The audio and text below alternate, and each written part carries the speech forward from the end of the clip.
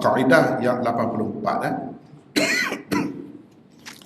Qad yuthanna ad-dhamir ma'a kaunihi 'aidan 'ala ahad al-madhkurain dun al-akhar. Kadang-kadang dhamir ditathniyahkan padahal ia kembali kepada salah satu daripada dua yang tersebut sahaja, bukan kepada kedua-duanya. Keterangan ada juga berlaku dua perkara atau benda disebutkan sebelum dhamir, kemudian dibawakan dhamir tathniyah selepasnya. Padahal dhamir tathniyah itu hanya kembali kepada salah satu daripada dua perkara yang telah disebutkan sebelumnya sahaja. Ia tidak kembali kepada kedua-duanya. Ini juga bahasa Al-Quran. Ini masuk dalam kaedah ni, kaedah ke-84. Kaedah ke-84. Jadi ini kita kena tahulah, terutamanya yang faham tu tahulah, yang tak faham tak tahu apa juga. Tak tahu apa juga. Ini contoh. Lihat beberapa firman Allah di bawah ini sebagai contohnya. Satu baca. Aiman baca. Pertama, falamma balagha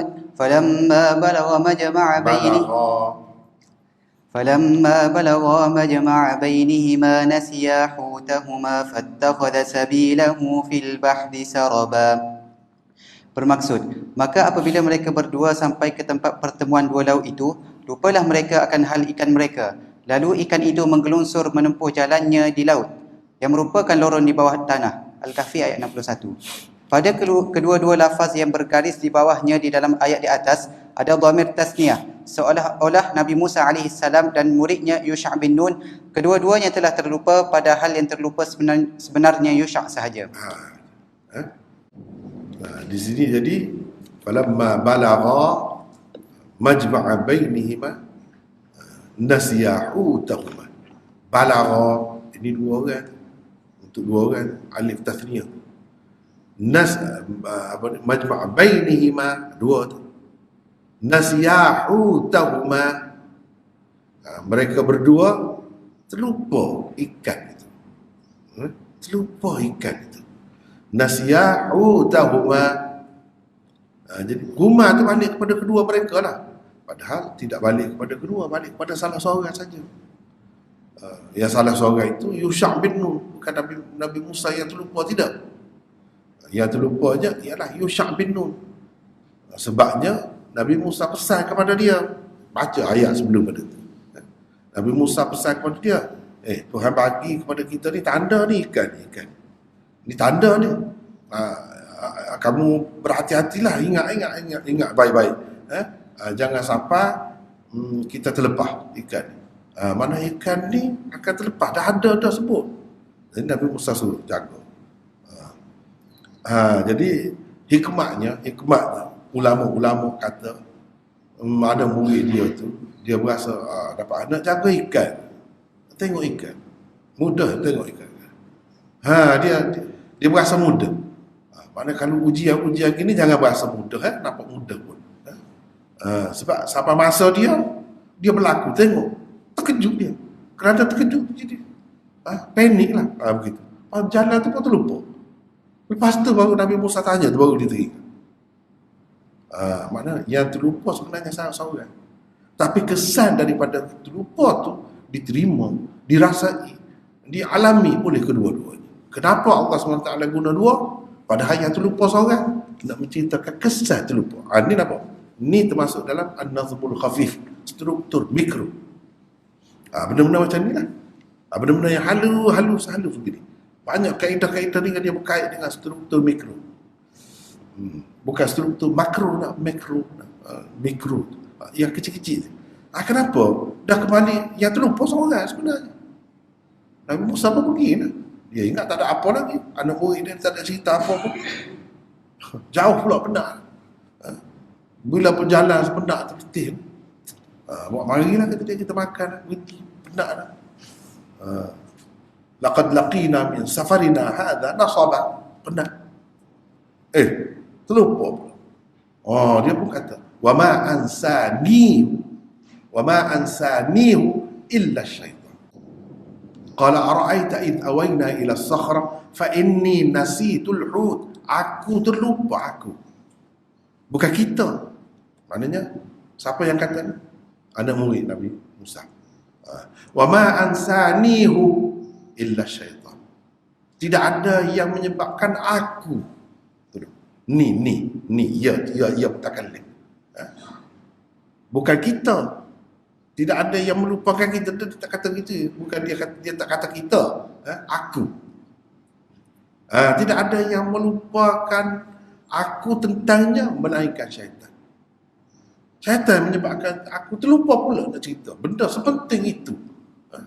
Aku terlupa. Kamu ajak pergi. Maknanya yang terlupanya murid dia. Tetapi dia sebut sini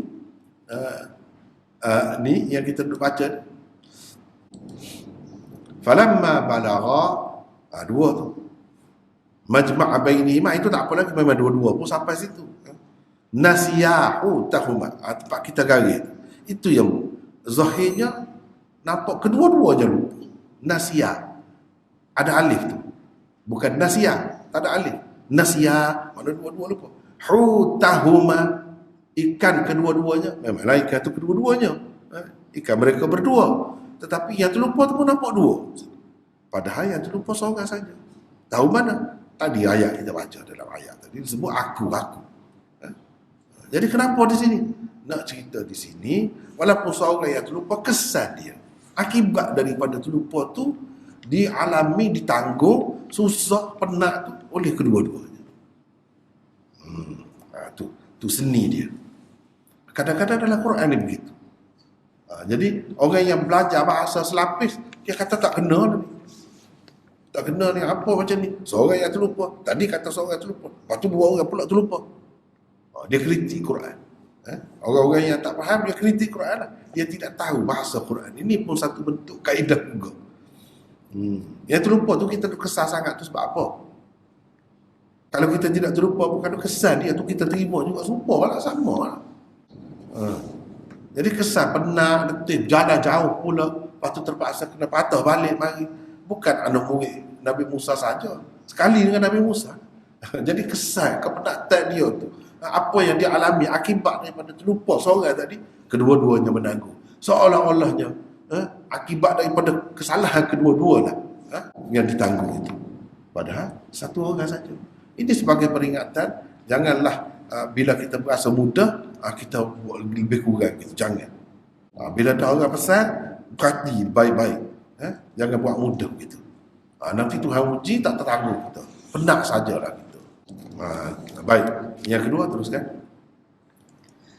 Kedua, الطلاق مرتان فإمساكم بمعروف أو تسريح بإحسان ولا يحل لكم أن تأخذوا مما آتيتموهن شيئا إلا أن يخافا ألا يقيما حدود الله فإن خفتم ألا يقيما حدود الله فلا جناح عليهما فيما افتدت به تلك حدود الله فلا تعتدوها ومن يتعد حدود الله فأولئك هم الظالمون.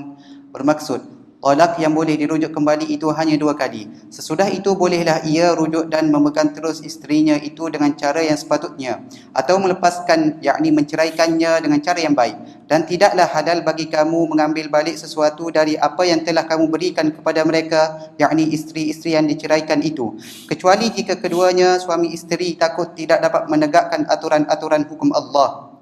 Oleh itu, kalau kamu khawatir bahawa kedua-duanya tidak dapat menegakkan aturan-aturan hukum Allah, maka tidaklah mereka berdosa mengenai bayaran tebus talak yang diberikan oleh isteri untuk menebus dirinya, dan mengenai pengambilan suami akan bayaran itu. Itulah aturan-aturan hukum Allah, maka janganlah kamu melanggarnya. Dan sesiapa yang melanggar aturan-aturan hukum Allah, maka mereka itulah orang-orang yang zalim. Surah Al-Baqarah ayat 229. Yang membayar tebus talak hanyalah isteri, tetapi dhamir tasniyah juga yang digunakan di situ, memandangkan bayaran itu melibatkan kedua-dua belah pihak, isteri dan suami. Itu hakikatnya. Jadi apa ni? Cuba tengok ni. Fala junaha alaihima fi maftadat bi alaihima. Alaihima. dhamir tu dua, padahal yang terlibatnya seorang saja. Yang bayar tu mustalak tu isteri yang bayar, bukan suami. Bukan suami. Itu mana. Tapi disebutkan dua dhamir tu. Nampak? Jadi kalau isteri nak, suami tak mahu, atau suami mahu, dia dapat duit, dosa ke? Tidak berdosa. Sebab itu dengan persetujuan. Dengan persetujuan pelaku. Tetapi yang bayarnya mustalak itu isteri, bukan kedua-dua pihak yang kena bayar buat keluar duitnya. Yang buat keluar duitnya isteri itu. Walau bagaimanapun digunakan ini dhamir tasniyah untuk kedua-duanya. Padahal dia kembali, dia berkait dengan satu orang saja daripada dua tu. Teruskan lagi. Ketiga, yakhruju minhumal lu'lu'u wal marjan. Bermaksud dari kedua laut itu keluar mutiara dan marjan. Surah Ar-Rahman ayat ke-22. Sesetengah ulama berpendapat mutiara dan marjan hanya keluar dari laut air masin sahaja, bukan dari sungai, tasik dan sebagainya yang merupakan beradanya air tawar. Yang merupakan, baiki kita, merupakan sumber air tawar.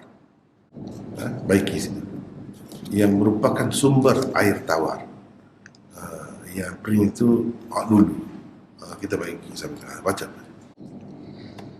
Tetapi dhamir tasniyah juga digunakan dalam firman Allah ini. Sesetengah ulama pula seperti At-Tabari dan lain-lain berpendapat mutiara dan marjan kedua-duanya keluar dari laut air masin dan juga air tawar. Kalau begitu, tidak tepatlah ayat ini dengan kaedah ke-84. Wallahu a'lam. Jadi baru tepat dengan kaedah 84 ini sekiranya pendapat kebanyakan ulama diterima, iaitu mutiara dan marjan ini hanya keluar daripada air laut, daripada dalam laut, daripada gewang orang panggil gewang. Kalau kata dia gewang, gewang tu mana bekas lah, bekas mutiara tu. Dalam tu ada mutiara macam siput gitu, dalam tu. Jadi di mana dapat ni mutiara dan marjan? Dalam laut. Tetapi di sini yakhruju minhuma, bukan yakhruju minhu, tapi minhuma, seolah-olahnya keluar daripada kedua-duanya.